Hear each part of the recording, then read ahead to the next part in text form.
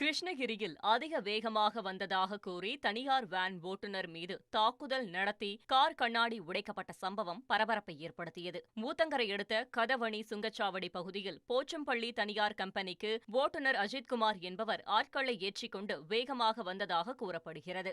இதனால் பெரிய கவுண்டனூர் பகுதியைச் சேர்ந்த செந்தில்குமார் என்பவர் அஜித்குமார் ஓட்டி சென்ற காரை வழிமறித்து வாக்குவாதம் செய்த நிலையில் இரண்டு தரப்புக்கும் இடையே கைகலப்பு ஏற்பட்டது.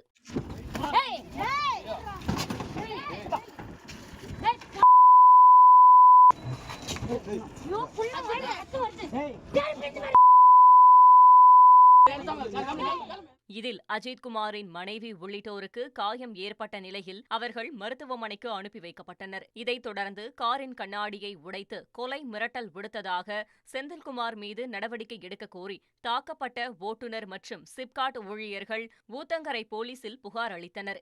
இதுகுறித்து வழக்கு பதிவு செய்த போலீசார் விசாரணை நடத்தி வருகின்றனர்.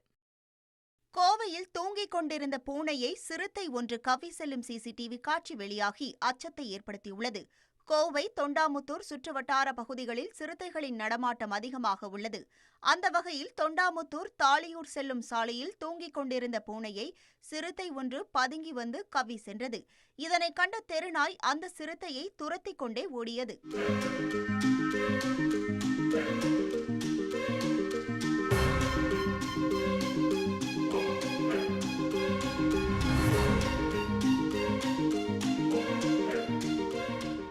இது தொடர்பான சிசிடிவி காட்சி வெளியானதால் அப்பகுதி மக்கள் அச்சமடைந்துள்ளனர். தகவல் அறிந்த வனத்துறையினர் சிறுத்தையை கூண்டு